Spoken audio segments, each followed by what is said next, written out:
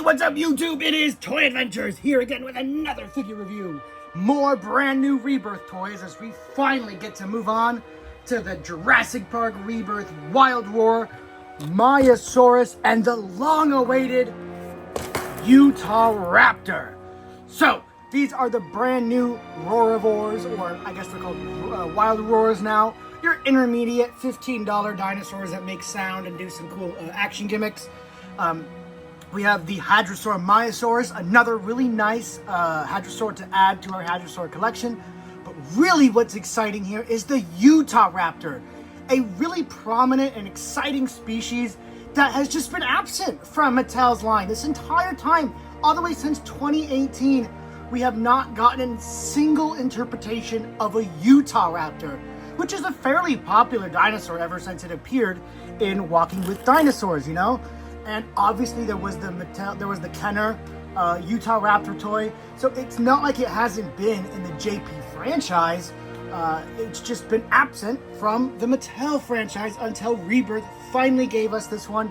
And I gotta say, for the first time they're doing the Utahraptor, it looks fantastic. They did a great job with this body sculpt. We'll get into that in a bit. The paint, it's a little there. Kind of strange, but it does kind of give us a homage to that Kenner original with at least the orange and I would say black, but the original one didn't have a black snout, it just had black spots. So kind of Kenner reminding, but also not. Still great to have that, and that sculpt is so nice, it'll make for some great repaints. Hopefully, eventually, we can see a Hammond collection of this species. And the Maiasaurus, while not as highly anticipated, at least not by me, is great looking, especially from what I've seen in Jurassic World Evolution, which is my main exposure to the Maiasaurus. It looks just like the model in game. The paint is obviously different, but the sculpt is really what I care about with these toys, because I can repaint them, you can have them repainted, but you really got to be talented to re-sculpt them, you know what I mean? And even then, you can tell it's added on. It never looks completely flush or natural. So the sculpt is really what I'm looking at, and the proportions, the way the back humps, the individual scales, the shape and sculpting of the head, it just looks perfect. They really nailed the Maiasaurus. The one thing I can question about these Wild Roars and big Hadrosaurs is they're usually drastically undersized. Like Edmontosaurus was this size, where it should be much bigger off screen. You know, it should be able to be as big as a T-Rex, but they're making them you know, Utahraptor sized for cost cutting measures, because I guess they just don't think that a dinosaur that's not a T-Rex, Spinosaurus, Indominus, you know, a big AAA dinosaur won't sell at the price point that would be required to make it an accurate size, which I can see, but I also don't agree with, because there's stuff like Beasts of the Mesozoic, where people are paying hundreds and hundreds of dollars for accurate, well-painted, full-sized replica toys of these creatures. So especially if you do the same with Jurassic Park, like they do in the Hammond collection, making them the correct size, giving them the best sculpt they can, the best paint they can, you can charge what you want and people will pay. You underestimate how obsessed dinosaur fans are. We want our dinosaurs to be as big as they should be and as cool as they should look. And when you provide that, we will pay. We will pay, period, bottom line. The kids might not be able to get access to it, but they have access to this stuff. And this, let me tell you, as a kid, as an ex-kid obviously, would have kept me perfectly happy until I had the big bucks to buy some professional dinosaur toys. Anyway, that's my classic Toy Adventures rant out of the way. Packaging for these guys has been standard. Same thing we've been seeing with the rest of the packaging. They're kind of just going with this red, black, and then whatever environment the specific dinosaur that is in the packaging is related to. Except for this one, it seems like they both just have this sunset or sunrise with the cliffs in the background. It does appear to be the same background, just with different iconography for the different dinosaurs. So, flipping on the back, one thing I love about these two, and that we'll get onto that once we open them up, is they're both puppeteering gimmick dinosaurs, and you control them via the tail. That is perfect. Literally all I ever want, if you're not gonna give me an articulated dinosaur, give me this. Something that I can control off camera, make look lifelike, and give awesome movement. So just the fact that it's not just the Utahraptor, but also the Maiasaura is really special. You can really get some cool movements with these. And for play gimmick, it'd be wonderful because you could totally bring the Utahraptor to life. Maiasaura a little less so because they never give these hadrosaurs hinged jaws. So you can't have the hadrosaur doing some plant-eating action or roaring. I don't know why they never have them have opening mouths. It just feels like cheap. So that's kind of a little bit less, but the Utahraptor for sure, we can get some awesome movements out of it. Anyway, that is going to be it for the packaging. I think I went on long enough. So let's go ahead and get these things opened up and see how good they really are. Of course, we got to take a look at the Maiasaurus. I know, we got to get the least interesting out of the way first, so we save the best for last. Although this is not anything to be disappointed about. This is a wonderful sculpt, as I mentioned. It really does bring to life the proportions of Jurassic World Evolution, which already had a great Maiasaur design as it is. So to see that brought to life in action figure form is spectacular. The paint is pretty basic. It's really just this kind of cyan color, this muted cyan with just a little bit of white and I guess an orange stripe for funsies, and then an orange nose. So it is a very boring looking color scheme. There's no real underbelly, there's no real striping. It's just kind of blue and white, kind of. So the colors are particularly weak on this one, but it is held up by its sculpt. As I said, it just looks perfect. The pose, the proportions on it, even the tail isn't egregiously stumpy. This thing just looks great. Really, its only flaw is it probably isn't as big as a Maiasaur should be.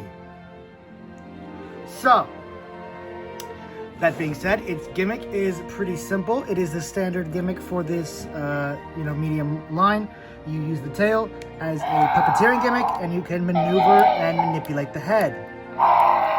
You do have a really nice full range of movement there. You can go up, down, you can turn side to side. So you do get a wonderful and very organic range of movement with the head. Unfortunately, the mouth or the bill does not open or close.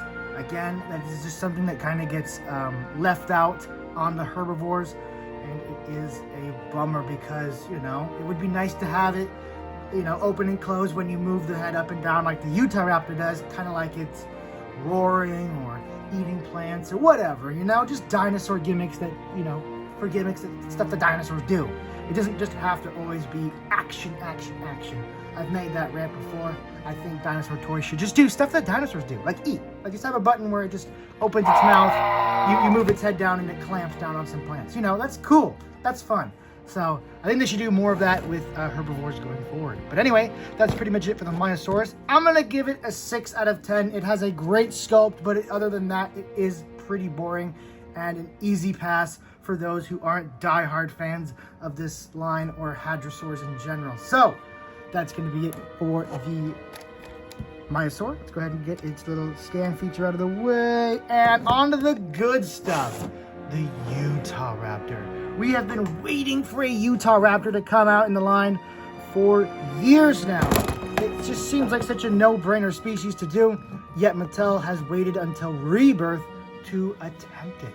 And while it has been sorely missed, I am happy that it did get a great first introduction, thanks to them waiting for Mattel to have all their new tricks and sculpting techniques and whatnot, because their modern sculpts are challenging even Hammond collections. The new T-Rex for Rebirth is better than the Hammond collection T-Rex in sculpt-wise, which is really awesome for mainline figures. These are not your collectibles. These are more your toys for kids, for whoever, honestly. But these are not really collectible focused. So to see them have such amazing sculpts is really awesome.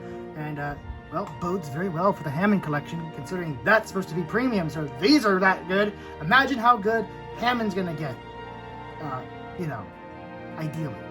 Anyway, onto this guy. The sculpt is fantastic. All the way down to the tail, which isn't stubby at all, and it's nice and fluffy and full. Great sculpting on the feathers here. You could just see each and every individual feather. Going all the way down the leg, where it clearly stops here at the leg, or at the ankle, and goes down to just scales. Looks really good. The feet do kind of look a little thick and beefy, but that might be accurate, and it's probably just to help with the stabilization when it's standing. Moving up here to the arms, they are in this little bent posture, which is scientifically accurate, or paleo accurate for the species, or just raptors in general too, to have their arms crooked like this. Well, my gripe with the arms is actually of what they're made of. It's a very soft, rubbery material, and while that really doesn't seem like much to a repainter like me, this is going to make repainting this a pain, because soft rubber loves to chip paint. Paint does not stick to it very well unless you have a very, very, very thin coat of paint. So painting on these arms is going to be, well, not so much painting, but the paint lasting on these arms is going to be very tricky. I wish they would have just done it in a much firmer plastic or a much more firm rubber. This soft rubber is kind of a bummer. Like I said, it might hamper future repaint on this figure. And up here in the head, it is absolutely amazing. All the little fluff detail on the top of the head, and then it just stops right at the face, how it should, with this nice scaly reptilian looking face. The eye looks fantastic. The teeth look amazing. It's just great. They did a great job. They seem to have gone with their own design. I'm assuming the Utahraptor is not going to be in Rebirth. We've heard nothing about it being in Rebirth, so it's probably not in Rebirth.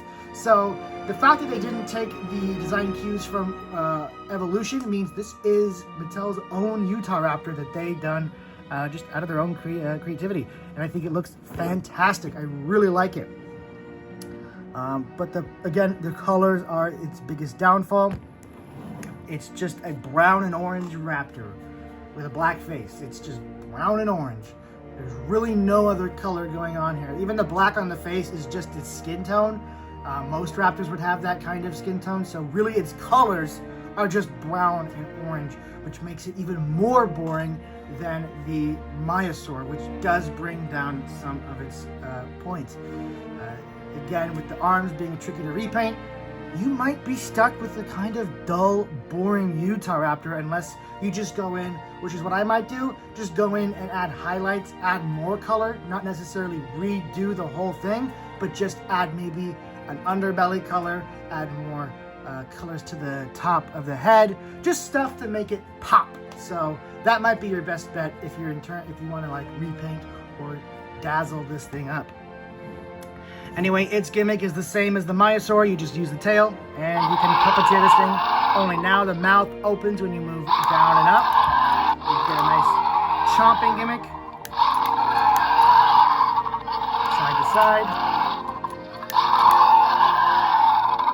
And those seem to be new sounds. Sounds exclusively for this raptor. Go ahead and correct me if I'm wrong. They might be Indoraptor sounds. They kind of sound like that.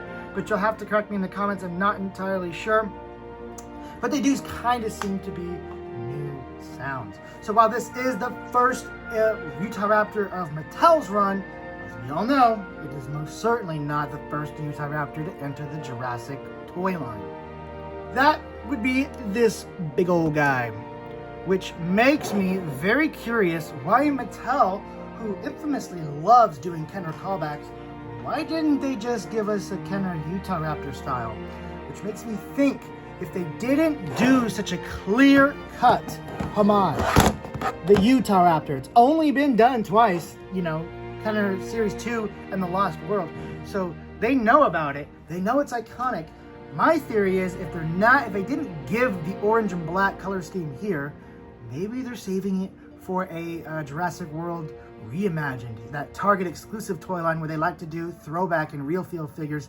Maybe we might get a Utahraptor that is a homage to Kenner. Maybe it might be a retool, maybe it might be a new sculpt, but it's just me being, you know, kooky and crazy and conspiracy theory because they didn't do such a clear-cut, easy homage when they love doing homages. They do that all the time. Most Kenner dinosaurs have been referenced, except like the Stegosaurus and, of course, the Utahraptor. So it's just kind of interesting that they didn't do it here. Anyway, size comparisons. All right, so we're just going to keep it simple. We're going to do a human. Come on, stand. Man, they really screwed this Ian Malcolm up. So, I mean, that's hardly... We're going to have to just hold him. So, here it is compared to a human. All right, pretty accurate. Maybe a little oversized, but this seems accurate. Seems about right for a Utahraptor. Very, very nice. And of course, we always have to do it with the T-Rex. So here is it compared with the Tyrannosaurus Rex. Hammond collection to be specific. Guys, that has really been pretty much all I had to say about these two guys. I know it's taken me a while to get this review out. I've just been pretty busy looking for new Rebirth, looking for new Hammond collections, getting movies filmed and whatnot. So it's been kind of tough to fit all these new reviews in. I have so many more to do once June 1st hits. And yeah, so I have been a bit busy, but I finally got around to getting this review done. I know it's out pretty late, but I figured you guys would really enjoy it regardless. Anyway, my final thoughts on this Utahraptor, my bad. I'm going to go ahead and give this guy a 8 out of 10. It's great, the sculpt is fantastic, but the colors are boring and leave a lot to be desired. So it's great, but not a home run. Still great to finally get this species into the Mattel genome. Anyway guys, that has been it for this toy review. Thank you all so much for watching, and I'll catch you guys in the next one. This has been Toy Adventures, signing out. Hold on, I almost forgot, guys. Almost forgot. It's all yours, guys. All right. This has been Toy Adventures, signing out. Peace.